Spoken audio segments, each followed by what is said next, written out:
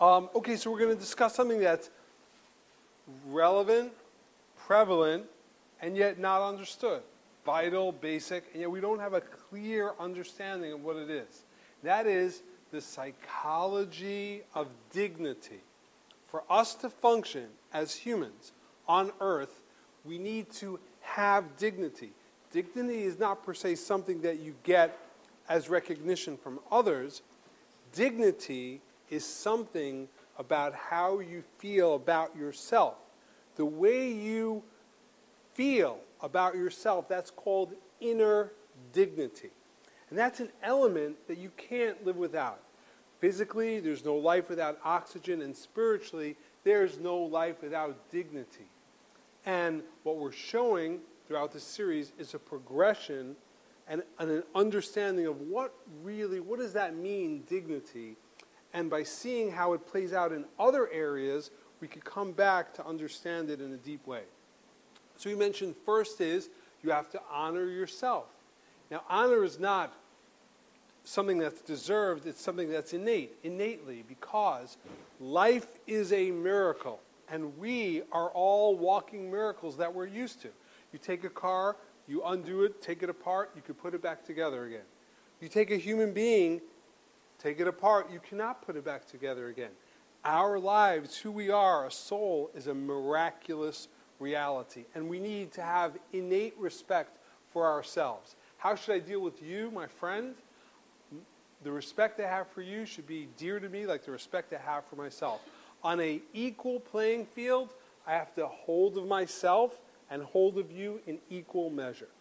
Then we took it one step further, and we said there's a concept called a spouse, something that's significant. I'm looking to go out with someone. People are looking to meet somebody, and yet they don't know what they're looking for. Why are you doing this? You need to change your last name. It's bad. You want to take someone else's last name. You want to change the status on Facebook. What are you looking for? Why do you want to do this? Oh, so we said there's a concept called the creation of a house, a bias, a bayit. A house means that when two people unify and they each are the holders of each other's sanity, there's a human Prozac in the room, it turns from being an apartment to a home. An apartment, you could have roommates. A home is between the significant relationship, the loving relationship between two people that creates a reality of sanctity and safety. It's an incubator in which you grow. So the reality of the creation of a home is a vital element. Respect yourself, respect your friends, and we create a home with a spouse. And in that realm, that's where we grow. That is the greenhouse of our growth. Now, there's a realm called, which we're going to now go, that's all on the horizontal level, we're going to discuss respect your parents and have reverence for your parents.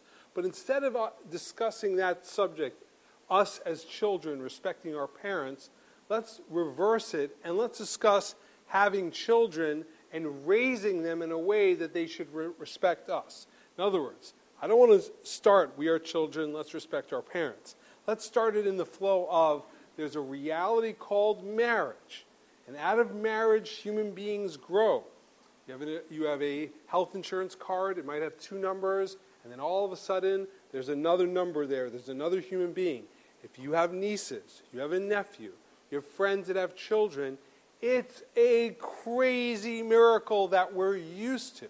In other words, oh, here's my sonogram, changing it as my Facebook status picture, here's my sonogram. Oh yeah, human beings growing in your body, sure, no problem. No, that's freaked out. Every time we see that, we'd be like, well, what are you there's another human being. What are we going to do? This is a freaked out concept. And they keep growing and they look like you. They have your DNA. Something that we get used to it, but number one, it's a miracle. And number two, what is it? So I'm looking at, we're going to get to honoring parents, but let's look about the concept of creating human beings and being parents. What? It's cute. Babies are cute. Maybe you can rent them on a Sunday for 2 hours. In between naps, you can feed them. Being an uncle is cool. An aunt is good.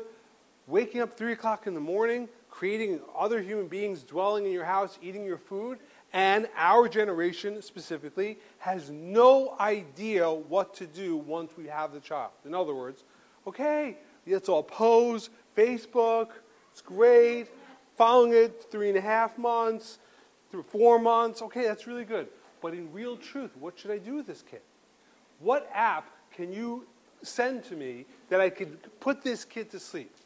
I don't want to read. Many people, you know, friends, no more reading, Curious George. Here you go. Here's my old iPad. I don't need an iPad 1. You could play with it. Read yourself, Curious George.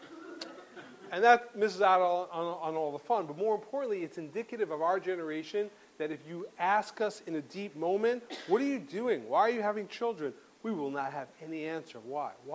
Why should we do this? But in the end result, our goal is that to maintain life, we need to further life.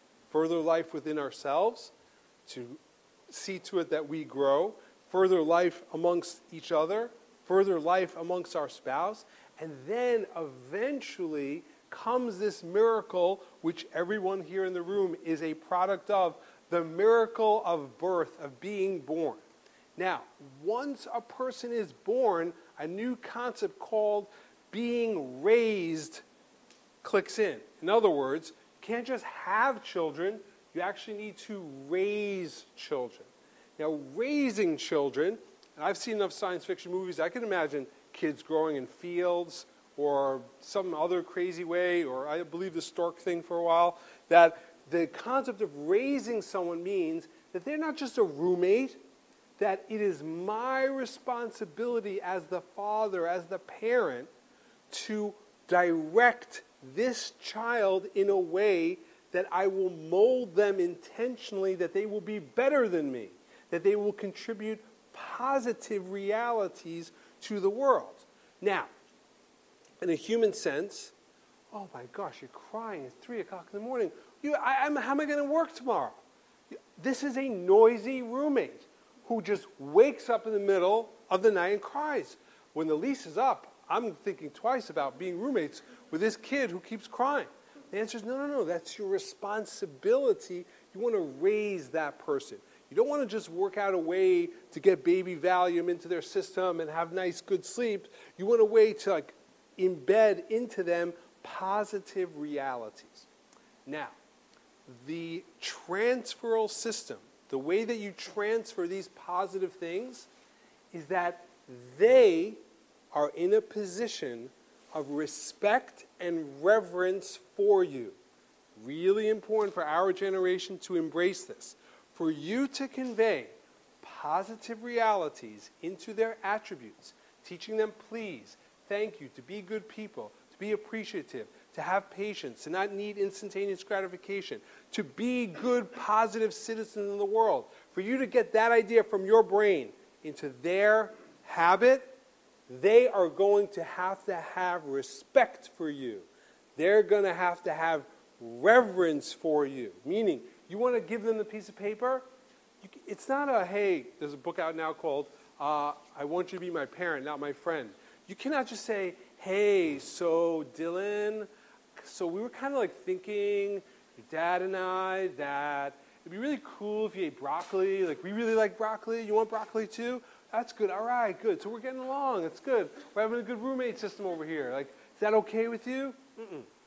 There has to be a system where I'm your parent, you respect me, and you revere me. Now the information can be transferred.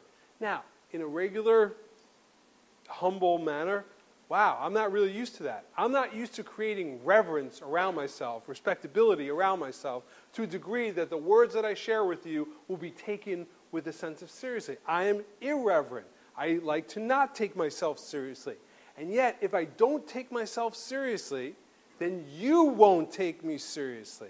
And if you don't take me seriously, then the words that I transfer to you won't be taken seriously. And I will now forfeit the privilege of raising you.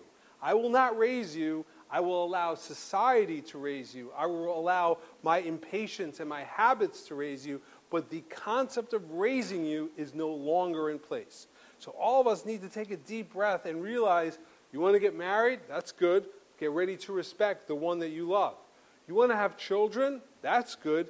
Get ready to be in a position of respectability and reverence so that you can transfer the information that's necessary for them to become the human beings that need be.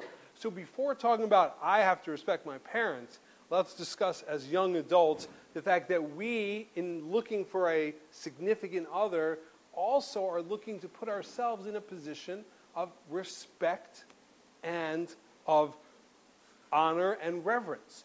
Now, it's a hard pill to swallow because growing up in television culture, we have seen over the years that the television dad has diminished in his stature. That we look at the television dad as an example as an idiot. So in other words, you have Leave It to Beaver. Okay, everyone takes him seriously. Comes home, puts his hat up on the rack. Okay, that's fine. Mike Brady, a little bit seriously, although he goes on tangents a little bit. And then you hit the 1970s, you get to Archie Bunker, and then Married with Children, Homer. Then you have Peter Griffin.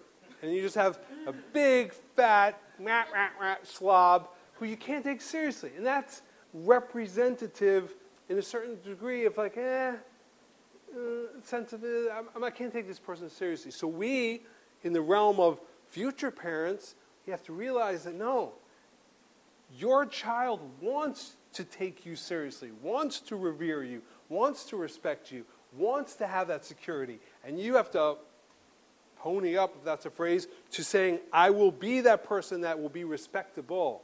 I'll be that person that you'll have reverence for. Because the only way the message will get through is through that concept of reverence. So, therefore, as an example, the Jewish custom, law, halacha is you don't call your parents by their first name. Something that was a tradition held in Western culture for a long time, till the 60s came around. Be like, oh, hey, call me Doug, okay?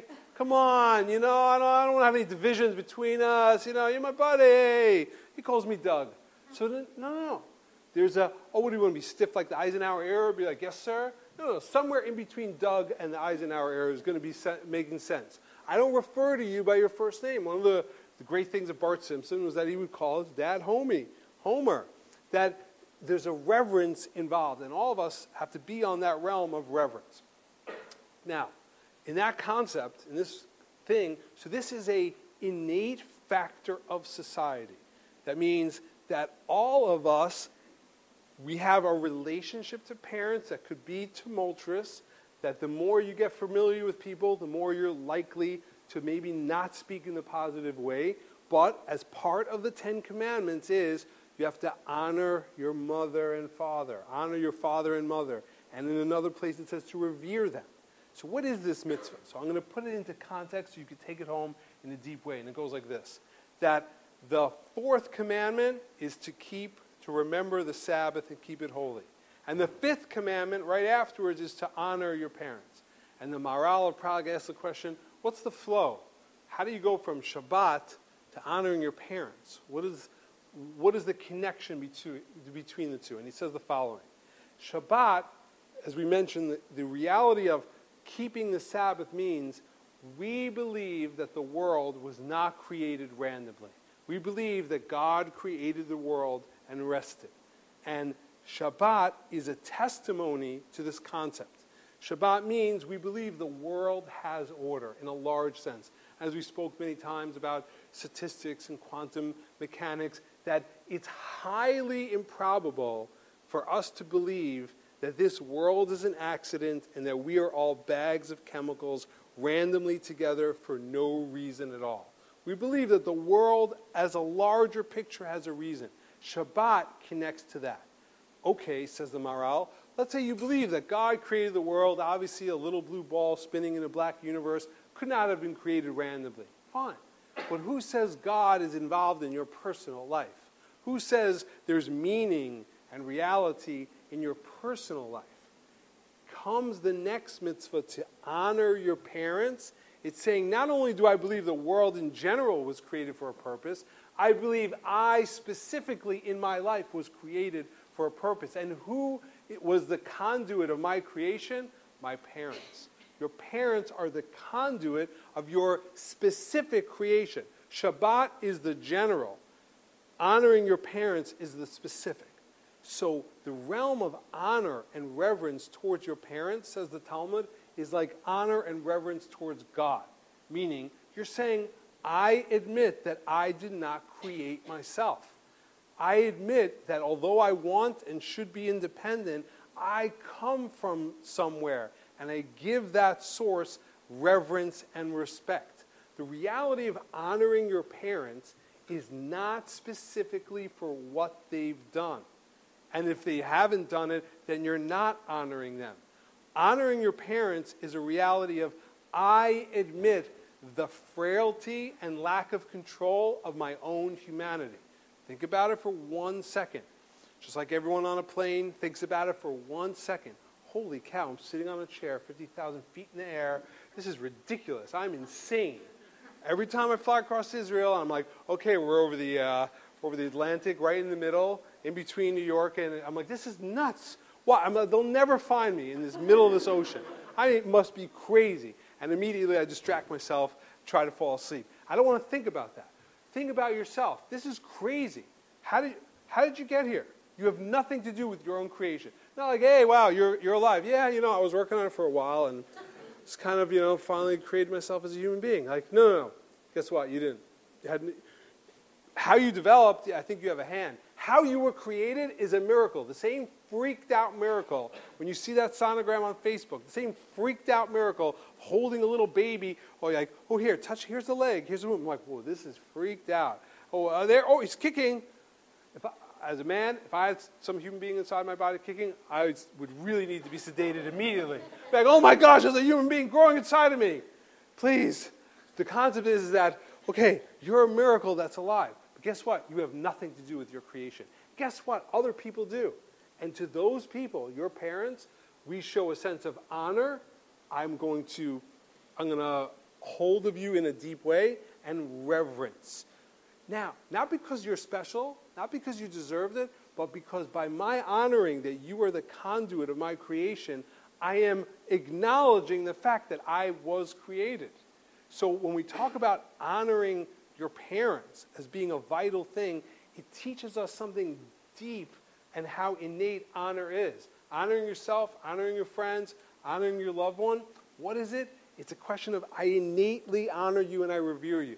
In the actual practice, what is honor? It means you have to provide food for them. You have to help them, food, eating, money, whatever it needs. Why? Because it's a scientific balance. They gave you life. You would not be alive today without them, so you give them back life. When you speak nicely, and when you, most importantly, provide them food and drink, so then that is the ultimate mitzvah of honoring your parents. You're paying back what you have received. So when a person has the ability, over the house Thanksgiving, be like, and someone asks you to get food. Now, somebody made this law a long time ago and it caught on. I think we should all go against it. It's like, oh, you're up already. What does it mean? What does it mean? I'm up already? Is this an old age home? Like, oh, Sally, you're up already. What am I going to do, get up? I can't get up. You're up already. I'm up, but I'm about to sit. You've been sitting for a while. You know what? I think let's turn it on its head. I've been up already. I need to sit. You who have been sitting, you should go and get it. So there's always an issue of like, who's closer? You're there anyway. Very lazy. So, but really, in real truth, in real praxis, I think the ultimate concept should be, I'll get it. I will get it. Like in the old days when we used to have phones, be like, I'll get it. Be like, I'll get it. Why? Because I want to serve you. I want to bring you food. I want to give you life. I want to fulfill the mitzvah of honoring my parents. Why?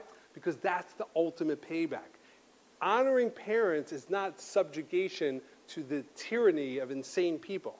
Honoring your parents means acknowledging your frailty and paying back for that which you have received. Thank you guys for listening, and we'll be back.